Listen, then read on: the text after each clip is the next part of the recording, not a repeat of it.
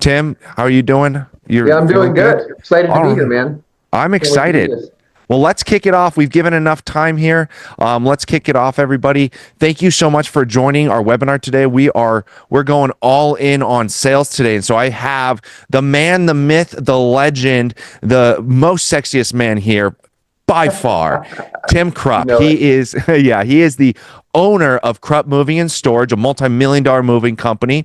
He's also the owner of MoveBees, a sales call center, customer service center for moving companies. So when we talk sales today, holy crap, he knows exactly what we're gonna be learning. And so, Tim, thank you so much for being here today. I really do Thanks for appreciate having me. it.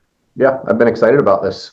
Yeah, I'm very excited. So our plan is really to just launch right into it, but I do have a story that I want to share, and then I promised him you can take it away from here. Sounds Derek good. Green posted and made a little joke that I didn't call him, but here's what's happening. This is the reality of why today's webinar is so important.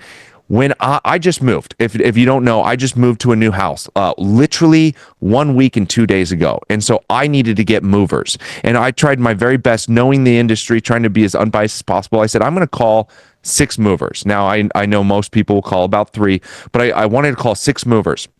Here is an interesting fact. You guys want to make some money this summer. Here's what happened.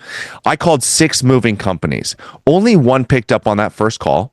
The other one never picked up. Of the 6 moving companies that I called, only 3 actually got back to me. So 3 didn't even respond to me at all. One ended up responding to me with like a text message 2 days later. It was very late. Of those 3 companies, one company called me within 12 minutes of the quote form being submitted, which I thought was phenomenal. 12 minutes, quote form comes in, I get a call, great. The problem with that one is all they did was do an estimate over the phone, and then I never heard from them again. I never got a follow-up text. I never got a follow-up email. I never got anything. So I practically forgot about that person. And then the other 2, they did a good job following up, answering my call within about an hour and a half of me submitting the quote form. They called me, they did a quote, and it was great. But one of the things is they never texted me. They never texted me to try to get information, and so everything got delayed. And so I bring all this up to go, this was a real experience of mine. It was hard to like get this, and there was a lot of moving parts, and I forgot what was happening. And so to do really well on sales is going to be the way you make the most money this summer, and Tim is bringing that today. So Tim, I'm excited. Thank you for letting me share my story. I'll let you take it away and share. All right, let's jump right in. Well, thank you so much for being here. I'm excited to share some stuff with you today. That story resonates so much with me because, well, let me first say this. If you're here today, you're probably not one of those companies that doesn't call people back and doesn't follow up with people. But that is rampant in our industry, right? And that is your competition, right? So leveling up and critiquing a couple things can really make just a huge difference. So, I could talk on sales, specifically like for the moving and storage industry. I could talk on it for probably a few hours. And it gets pretty sophisticated, the amount of reporting and stuff like that. I mean, it's a huge rabbit hole. But as I thought about this, I really just wanted to bring a handful of things today that are like the major drivers, right? So if there were just like a handful of things that I was going to share with a company that you could implement into your business, and it's not like a retooling. You don't have to retool your company to do any of this stuff, right? Busy season is pretty much here. It is upon us. The sales team that you have right now is probably the sales team that you're going to be working with over the next 3 or 4 months. We don't really have time to like hire and train a brand new sales team. All right. So that's kind of the way that I'm approaching this. So as I sat down and I thought about what I wanted to share today, I came up with 7 things that I think are the 7 things that are going to make the biggest difference right now in your business. So let's go ahead and jump into the slides here. All right. So this first one, it's not even really a sales thing. Part of it is, but if you're not open from 8 to 8 at least, if not 8 to 10 I would highly encourage you to extend your hours. All right. So this is going to do a couple things for you. Number one, on your Google business profile, Google is going to prioritize businesses during those later hours that are open over businesses that are not, right? So it's basically kind of like an SEO play. You're going to have better visibility. You will get leads during that time. But here's the sales piece of it. Are your salespeople like clocking out at 5, 6 o'clock, going home and treating this like an hourly job? They're not responding to leads and doing follow up from home. They're not answering phone calls that are coming in later on in the day. And my question would be like, why not? This is a commissioned sales job. Commissioned salespeople, really, they're running a business within your business. And this is just huge. If you can get your salespeople to start working these hours, I mean, they could be home eating dinner, hanging out with their family, see a lead comes in on their phone or whatever, and then go sneak out and handle that really quick. I know if I was doing sales for a moving company, I would be working until 10, 11 o'clock at night. I would do everything I can. I would be hungry to get that next sale. All right, so this is the first one that's just really, I mean, if you're not doing this, if you don't have these hours, and if you're trying to figure out like, hey, how do if I want to stay open, to 8 and require that of my salespeople, you said 10 o'clock. Well, maybe get a customer service rep, whether you're going to use a VA or hire MoveBees to answer phones for you until 10 p.m. But 8 to 10 p.m. We got to be doing that. All right. So inside sales and outside sales, in my opinion, really should be separate. They're really two different. They're two different things. They're two different jobs within the moving company. Inside sales are a different cadence. They're a little bit more turn and burn, if you will. And outside sales, like my outside sales people, I really want them freed up to just go to appointments, to do proper follow-up. I want to see them in the office, a few times a week at least. But then I also want them free to be out there doing business development, going to real estate offices and to apartment complexes and going to senior living, dropping stuff off, saying hi, donuts, all of those things. You want to free them up to do that, to get some of those types of leads coming in because they convert very high. And digital marketing is so expensive. Now, the inside sales piece, if you've got your outside salespeople like in the office, sometimes answering and sometimes they're out, I feel like it just gets confusing on coverage, right? And I just want to know that I've got an inside salesperson or a team of inside salespeople that are always there, always answering the phone every time it comes in, and anytime a lead comes in, they're sitting at their computer and they're jumping on it within 3 to 5 minutes. So right now in your company, if they're not separate, maybe start thinking about how can I separate this? How can we get coverage just in the office all the time during our business hours and even later on at night? And how do I free up my salesperson to just be an on-site person and be out there doing biz dev and just focus on closing those bigger deals?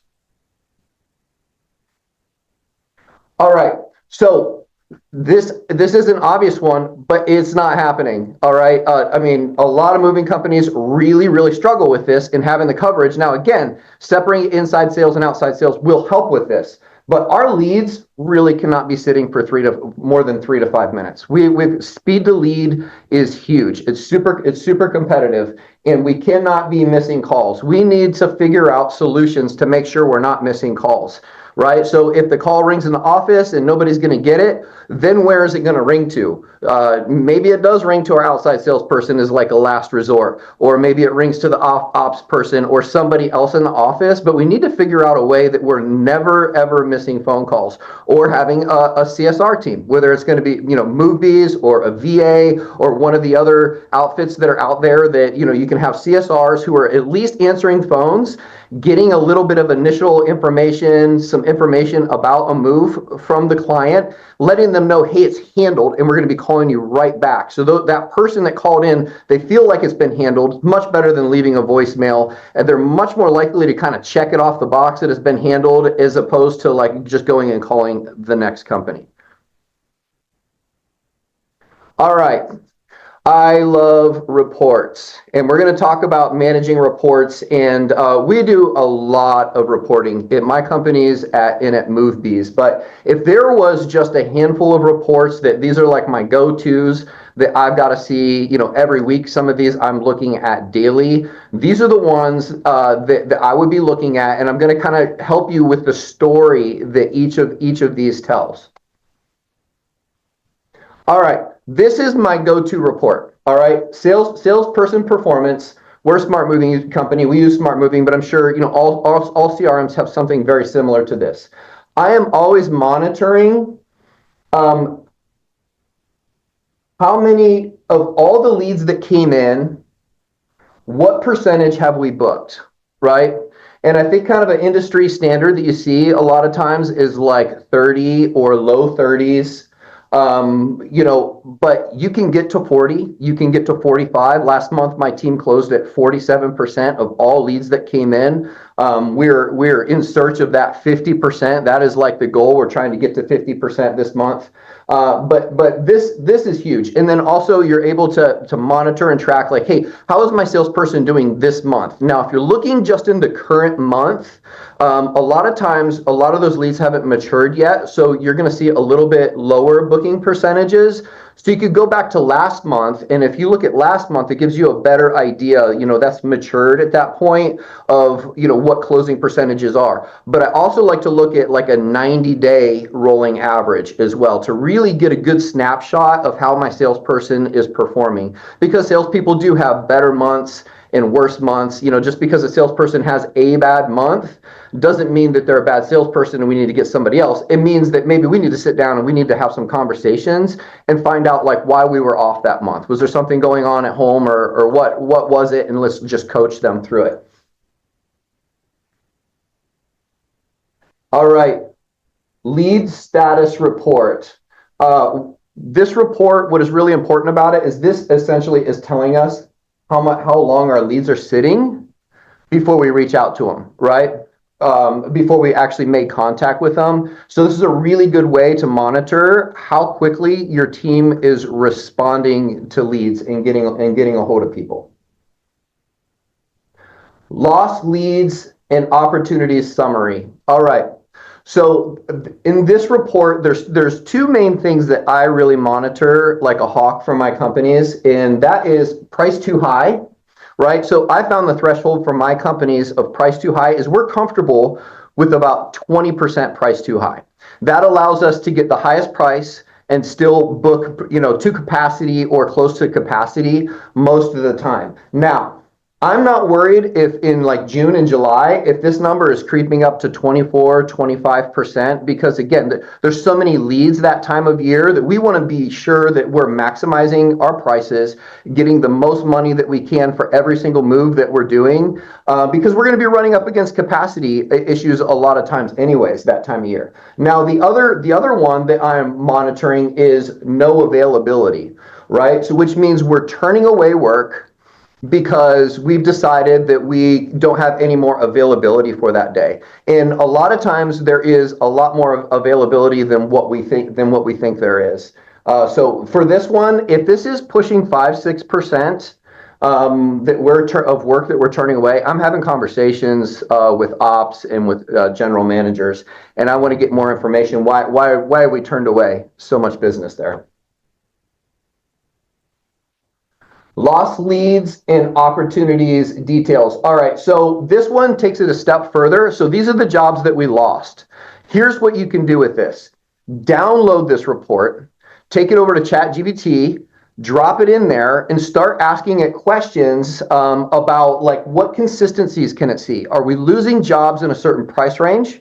Are we losing interstate jobs that are going out of state? Are we losing pack jobs? Start to get a dialogue and a conversation going with chat and see what you can uncover, because you're going to learn things. Because like maybe if you find out like, hey, we're losing a lot of interstate leads, we're just not booking in any interstate, maybe it is a little bit of a pricing issue. And then maybe you can go and you can attack that with a little bit of an adjustment and be able to close more of those. Maybe it's your pack jobs. Maybe the pack jobs are coming in too high.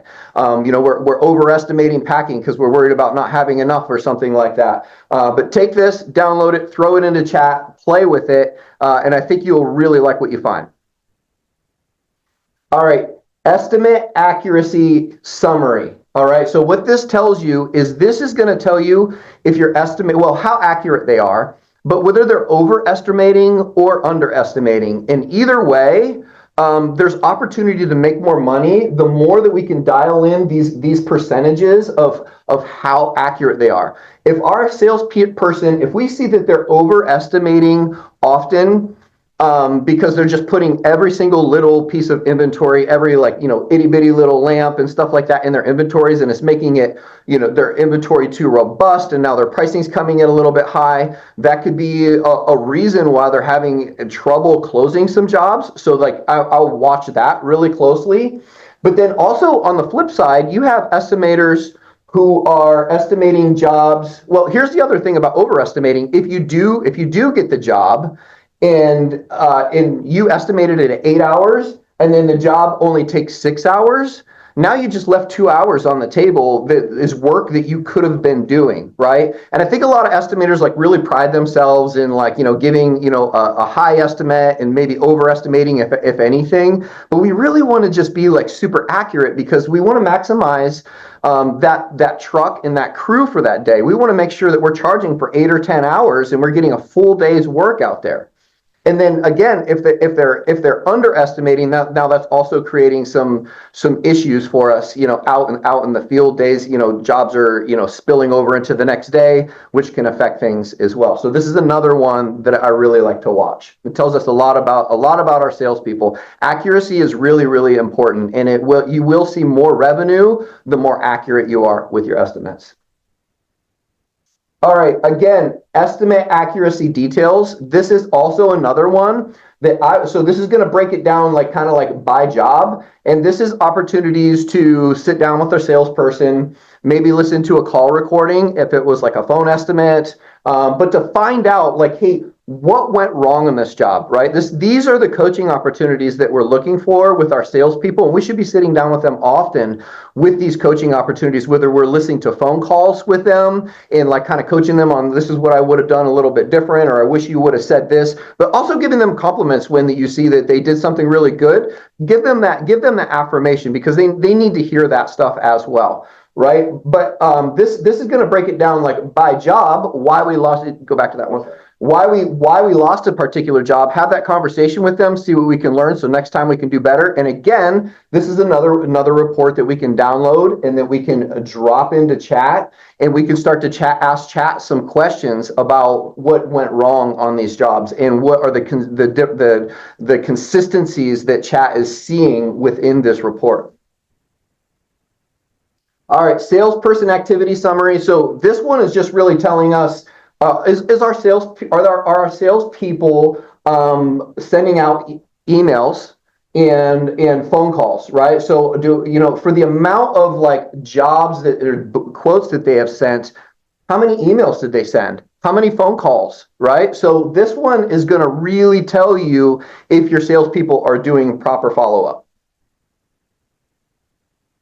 All right, so one other one that I'm going to share with you today, another one that we watch really closely is most of us are using a VoIP, whether we're using Dialpad or RingCentral or a different one. There's always going to be a report in there that is going to talk about your missed calls, right? So monitoring missed calls is huge. I want to know what percentage of calls we're missing. Now, this report says there was 14.9 unanswered calls. But there's a lot of different reasons why, those calls might have been abandoned and might have been spam calls that we sent to voicemail, different things like that. But 94 of the calls actually were connected, that were good calls that came in. So I would say kind of my benchmark, for my companies of all phone calls come in. And if I'm looking at a 30-day span, missing about 6% is about the highest threshold. If we're missing more than that, even if we're missing 6% every month, we're going to be having conversations talking about hey, how can we bring that down? How can we get that closer to zero? But for me, 6%, that's kind of the mark mark right there. I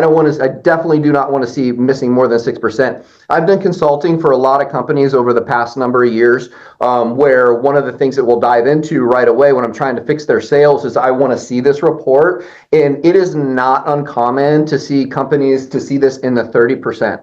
They miss 30% of their phone calls. And that is like the easiest hole to plug, right? I mean, that there's an easy answer. We need better staffing in the office. We need to make sure that there's somebody there. We need to have a CSR or somebody at home that it can ring to make sure that we're not missing phone calls.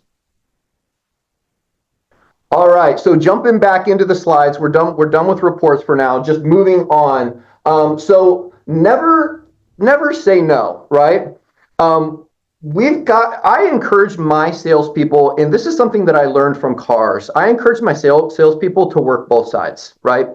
If a customer won't budge either on price or there's a day that they want that is, at max capacity as far as ops is concerned, I'm not going to stop there, right? I don't want my salespeople to stop there. I want them to come back to the office and come back to the management and say, hey, is there any way that we can squeeze this job in? Or, hey, I really think that if we could give this customer just like a couple $100 discount, this is like $5,000 job. We're probably $200-300 away from putting this job together, working both sides to try and get more jobs done. Now, when we're talking about capacity, there's a story that I like to tell. About 6 years ago, it's mid-July. My company's completely at capacity. We've got every driver out, all of our movers are out, we've got every single truck out, and they're all going to be going out that day. But I get a call at 7 a.m. From my GM, and he says, Tim, I got some really bad news for you. I just found a job that was hiding at 3 a.m. in the morning. The CRM we were using at the time, jobs could be hiding at different times, and you'd have to like scroll to see it. So that's how it kind of like slipped by. Somebody accidentally booked it at 3 a.m. in the morning, and it was 18,000 pounds going to Florida, and it loaded that day. Right. So I told him, I said, give me 5 minutes. I gotta wrap my head around this for a minute. So give me 5 minutes. I'm going to call you back. So we hopped off the phone. I thought about it for a minute. I called up Penske and I said, my Penske rep say, hey, you got a tractor and a trailer available for me? Of course they did. And I called back to ops, got a hold of them, said, hey, you need to peel this guy off the job, our Class A driver. And even if he's got to bring a truck back and if they have to run back and forth, I don't care, but we need to make this happen. So we got our Class A driver. I hired a local crew that we work with sometimes in Cleveland. They do great work. They came in, loaded it. We did that job. And we made a whole bunch of money that weekend. And I remember thinking to myself, after that weekend on Monday, we would have said no to that job. Right? If they tried to book that job and we were already at capacity, we would have said no to it, and we wouldn't have made all that money that month, or that weekend. So I just say all that to say you can always do more than you think you can, and make sure you're pushing your ops people to get a little crazy. Make sure that we're hiring and we're training people all the time. It's not something that you just turn on and turn off. We're renting trucks. If we need to bring in some extra labor guys to get some stuff done, hey, we got 3 to 4 months to really make hay while the sun is shining in this industry, and the seasonality is more glaring than it has ever been. If we don't make that money in that 3 to 4 months, we're going to be in a tough position when it comes January, February, and March. So now's the time to get a little crazy and to get a little savage. So never say no. As much as possible, do not say no. All right, control the sale. So one thing that you can really preach to your sales team that is going to help them right away is anytime the customer gets control of the sale, that means that they're leading the conversation. Your closing ratio goes down, and this isn't just like a moving thing. This is, I did car sales for a long time, and it's one of the things they teach you in car sales is if you control the sale, your closing percentages are like 25% higher than if you're not in control. So whether it is an on-site or a phone estimate, we always want to be in control of the conversation in a very polite way, right? But we want to lead the conversation and lead the customer. And when it becomes time to do the inventory, In my companies and at MoveBees, we typically always say we like to start in the master bedroom, right? Because we just need a starting point. So that's where we always start. And we go to the master bedroom with the customer and we say, now give us all the inventory that is in this room. And then we get it all. And then we go to the next bedroom. And then we go to the next bedroom. And then we go to the rest of the house. And then we ask our questions about garage and outdoor and sheds and things like that, right? But just maintaining that control of the sale. The worst thing you can say to a customer, especially if it's like a phone sale, is like, okay, tell me what you're moving, and let them start shotgunning stuff to you. Number one, your estimate is probably not going to be that accurate. And then number two, you lost control and your closing percentage actually goes down when it comes time to ask for that sale.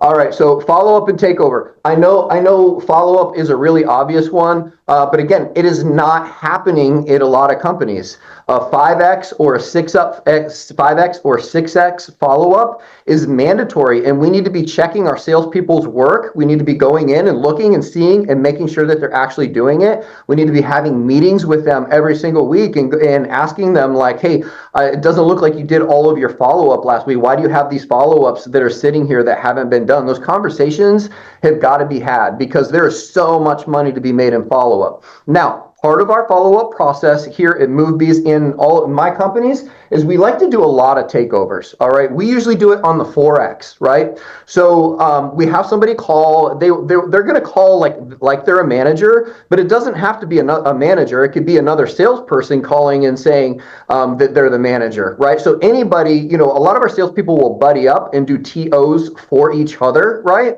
But basically, it's just management calling and saying, hey, I know you've been working with Corey over here at Krupp. He gave you an estimate. I'm just calling to check in. Like, did he answer all your questions? And did you feel comfortable with him? By the way, do you feel comfortable with our company? Did you see our reviews online?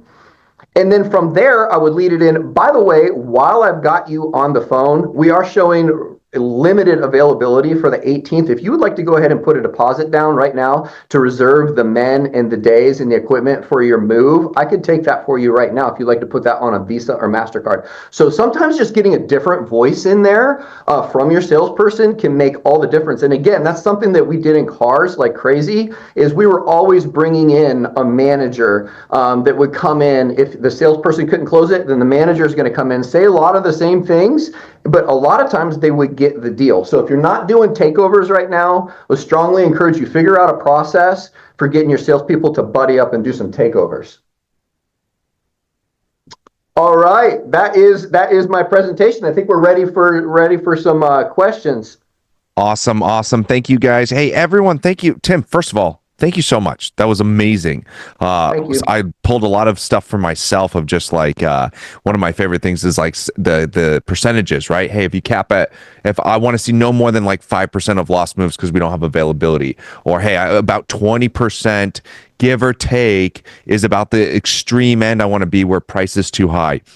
And I think that's so important because sometimes we know these golden rules. We know these rules of like, don't price where you don't have where you get outbidded, but you don't have a stat to say here's how we're going to measure that and track that. So that was great. Everyone, if you just found that super valuable, please give Tim some encouragement in the comments. Tell him how much you appreciated it, what you loved about it, the whole gambit. While you're doing that, please get your questions over to the Q&A. We've got lots of questions. I'm going to start with my question because I'm selfish, and I'm going to start with my question. You're talking about that manager takeover. We finished with the manager takeover. How do you do that well without sounding sleazy? Because somebody tried to do that with me on I want to say it was on it might have been one of the moving companies, and it felt weird. It was like, well, let me get my manager and see what we can do. And it just felt like, and maybe it's I'm in sales, so it's like I know the play. Like don't be weird. So is there some wisdom behind like being able to do that friend takeover? Yeah. So in car sales, it was like that. Like if you would say no, then they would say, okay, my manager just wants to come over and say hi, and then we're going to let you go, right?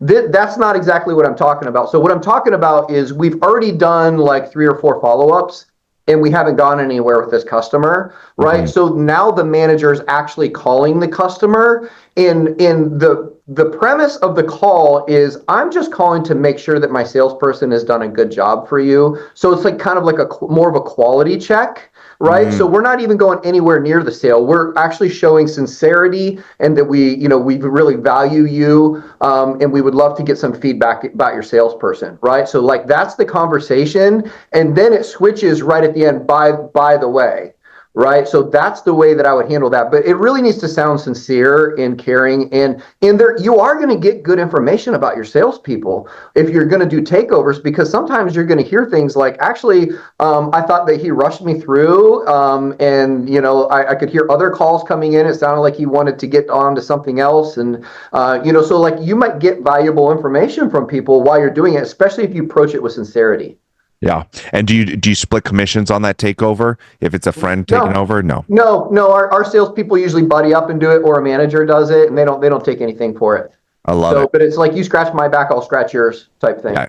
Yeah, I love that. And figuring out ways to align the sales team, I think is great. So, okay, I'm going to go top down. We've got a lot. So you can answer them as long or short as you want. We got somebody who says, I'm interested in understanding whether the commission models discussed in the context of a sales team optimized are based on completed transactions or merely on booked sales. And I'm also curious about recommended strategies for effectively transitioning existing office personnel, particularly those with roles of data entry, into a sales position that requires closing deals. There's a lot there, and I feel like don't take a data person into sales, but let's go for it. Travis, what was the first part of that question?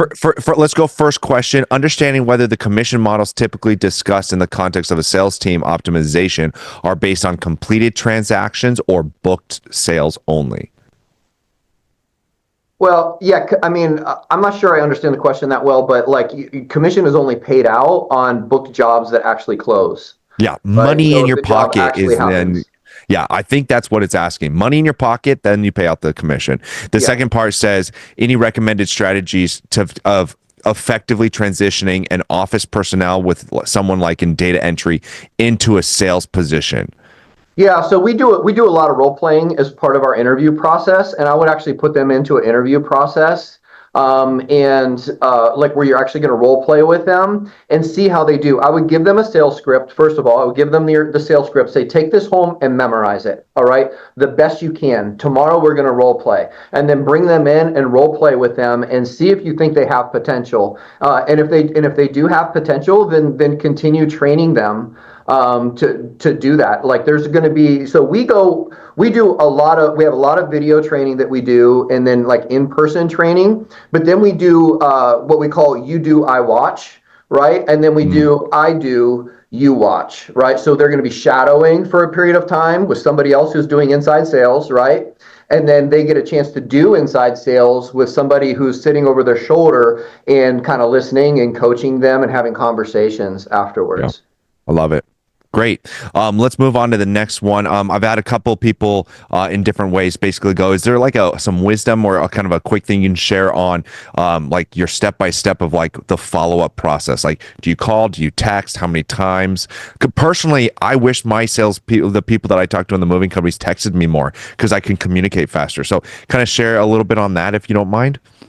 Yeah, so our 1X is literally like an hour after or 2 hours after. You're just shooting them a text saying, it was so great talking to you today and hearing about your movie needs. By the way, I hope Bobby does great at his ball game today, right? So if you could find something personal to put in there, talk about their dog, talk about their kids or something, and just shoot that off, right? We consider that a touch, right? And then we're going to be calling them tomorrow again, and tomorrow is going to be a CMET, right? So we're going to call. If they don't answer, we're going to leave a voicemail. We're going to shoot them email, and we're going to shoot them a text. So our 2X and our 3X are both of those. Our 4X is going to be in a takeover, right, that we talked about. We're going to get somebody else in there to talk to them. They're spaced out differently. So it's like on day 2, we're calling, and then day 3, we're calling. We wait a day, and then day 5 that we're calling. And then on the very last one, again, it's going to be a CMET, but the canned emails are different every single time, and the canned texts are different every single time. And the very last one is a little bit provocative, in that like we're so sorry that you're not booking with with our company, something to that effect in a very nice way. This sometimes provokes a phone call like, "Hey, no, actually, I was going to book with you guys. I'm sorry, I just didn't have enough information yet." But it gets people back on the phone. I love it. Thanks for sharing that. That should answer most of your questions around that, guys. Going on, David says, what about AI voice answering systems to answer questions and gather info? How does that work? And I think maybe kind of share, like, have you tried it? What have you seen out there? Just kind of your take of where it's at today. Yeah, so I think that technology is coming in. You're seeing more and more of it. I know Supermove has one. I'm sure the other CRM companies are working on them.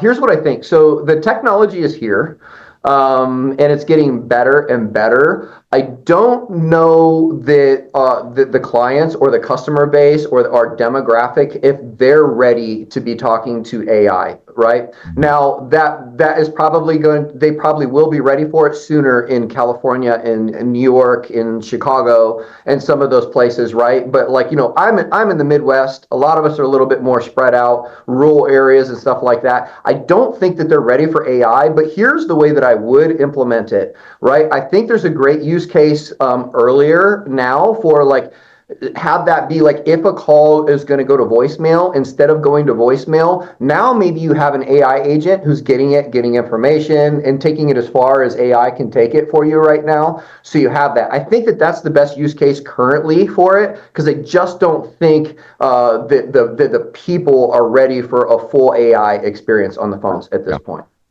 I would 100% agree with that. Thanks for sharing. All right, next one. Kate says, how do you feel about sales reps matching minimums to estimated time to retain money? Do you know what that means? Because I kind of don't know what that means. I don't know what she's asking. Kate, if you're still listening, maybe clarify what you mean by this on how do you on that question. We'll go to the next one while she answers that. Who or what do you use for phone calls and reporting on that? And I think we answered that quickly in the chat, but if you want to share that. Ask that again. What do you use to answer phone calls? Oh, I mean, like what VoIP system? Yeah. Yeah, we use Dialpad. Okay. Yeah, we like Cool. Dialpad. Dialpad and Ring Central are both great. Ring Central integrates with Smart Moving, so Okay. that'd be a really good choice if you're in Smart Moving. Okay.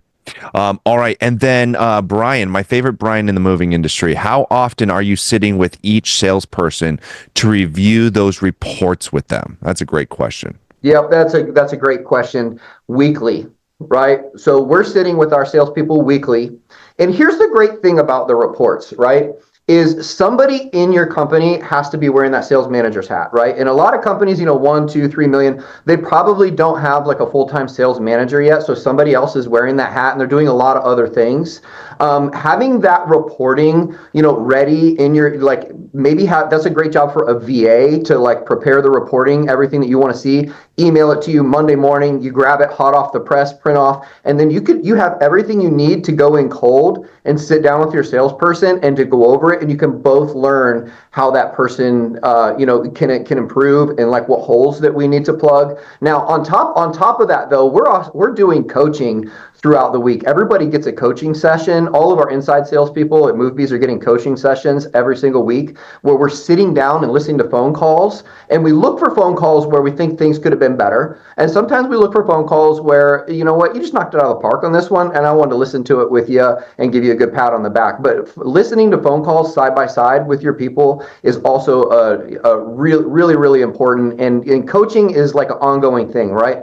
As far as like your salespeople go, they need managed, they need coaching, and it's not like you get there and you just stop and they're going to be that good forever. They need it ongoing and ongoing, and the longer they stay with you and the longer you do this, the better they're going to get. At MoveBees right now, most of our sales, all of them have been here for over a year. A lot of them have been here for 2 and 3 years.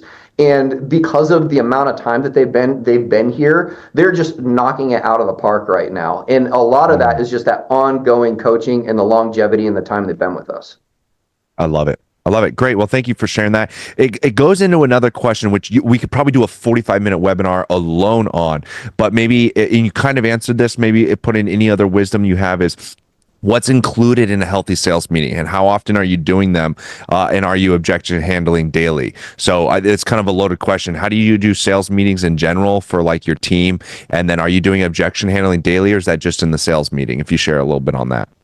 Yeah, so objection handling, like role playing and stuff like that, that's something that might happen like, once a week or once every other sales meeting where we'll have a little bit of fun with it, right? So it's important to do that and because to get people comfortable with it because objection handling can be a little bit uncomfortable for people. Now, as far as like sales meetings, so we're going to come in with these reports if we're doing one-on-one meetings, but we have like a morning huddle every single day, and we cover various things throughout the week. There's always going to be a little bit of housekeeping on things that we're seeing in reportings, or like hey, we're seeing the missed calls is a little bit up. So if you're monitoring all your reports, you're going to know what I want to talk about today, right? And then also bring like motivational things, and then find other things.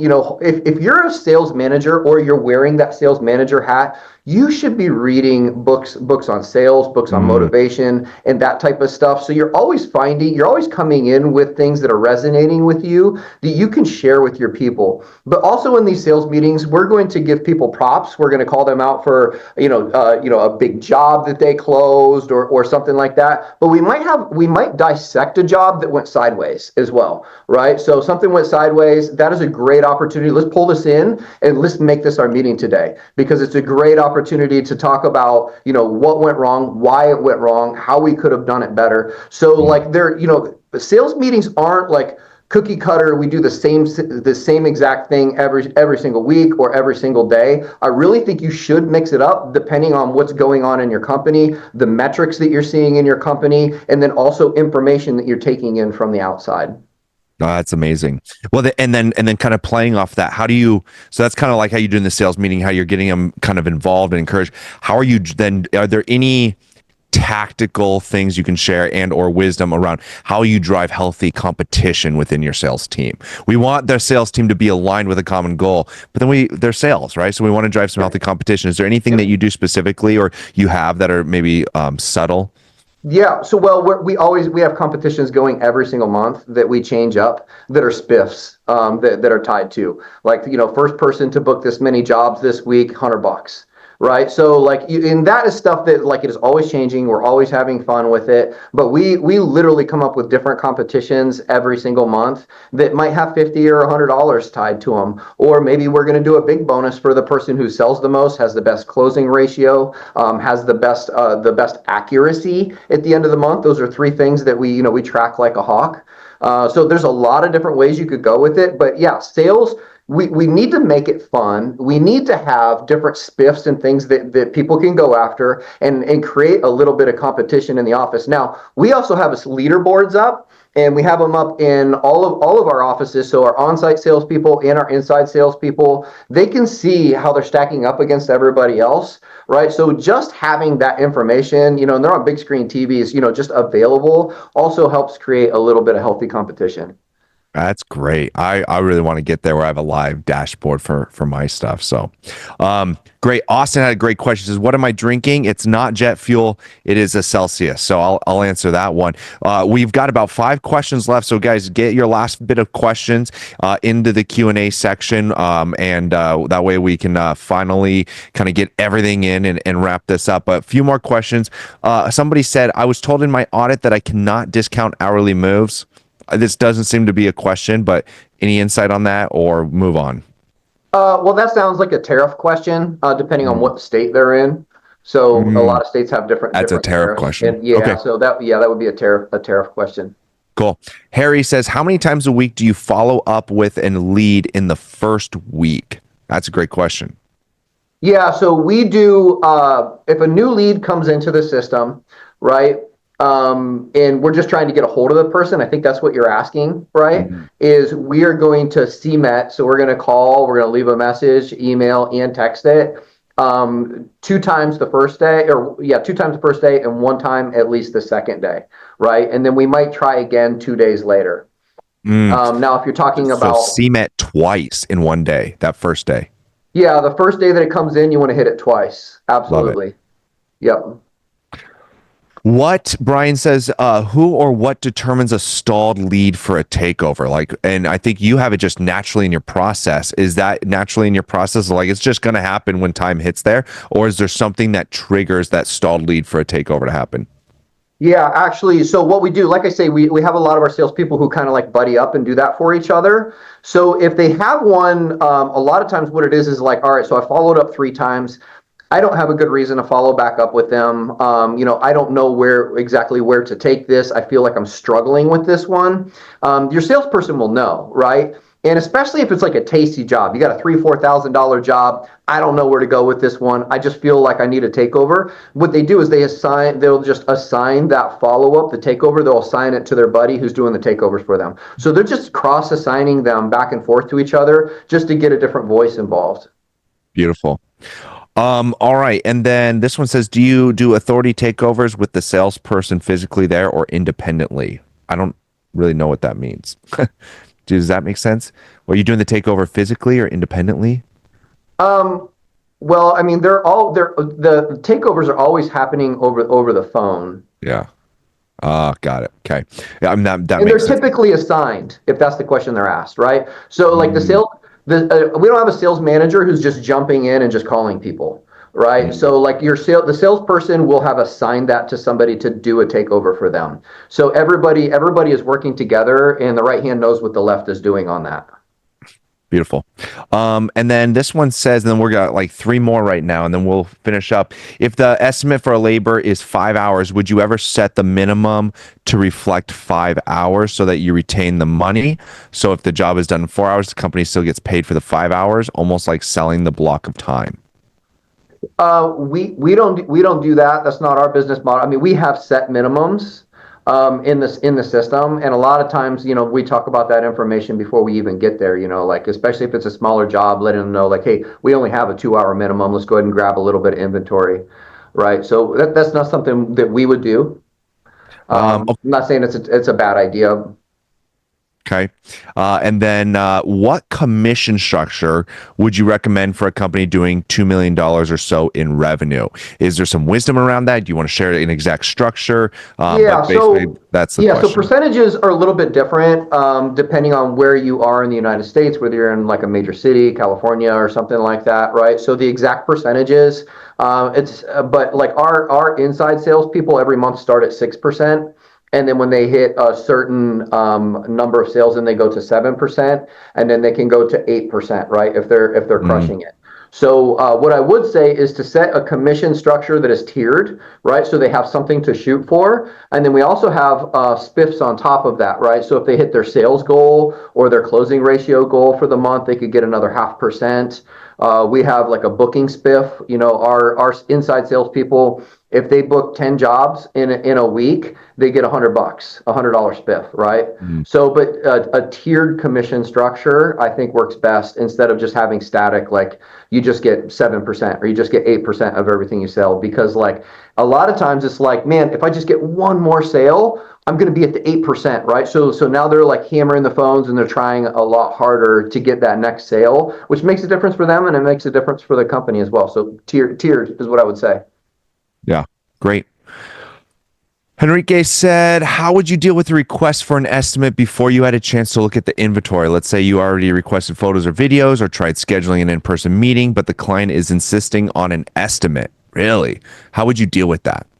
Yeah, so I mean that happens all the time, and man, we just really don't struggle with that. We just blow right by it. Like I mean, basically what you're saying is like customers are just calling around trying to get hourly rates, and how do you know how to give them an hourly rate if you don't know how big their job is? Because the hourly rate for 2 men is different than 3 men, and it's different than 4 men, 2 trucks, right? Mm, So I would just take that customer and say, hey, I just got to gather a little bit of information. It's only going to take about 5 minutes, right? So I would actually set aside 5 minutes. We all know it's going to take longer than that, but I was like, if you just give me 5 minutes, let me get a little bit of information about your move. Then I can actually give you the appropriate hourly rate for the size crew that you need for your job. And then by the time you do that and you gather the whole inventory. Now you've got your pricing, and now you've got something that you can close them on, right? So I really, really strongly caution against ever just giving hourly rates, because the customer has what they want. Chances of you ever hearing from them again, unless you're the cheapest, are very low. We need to put them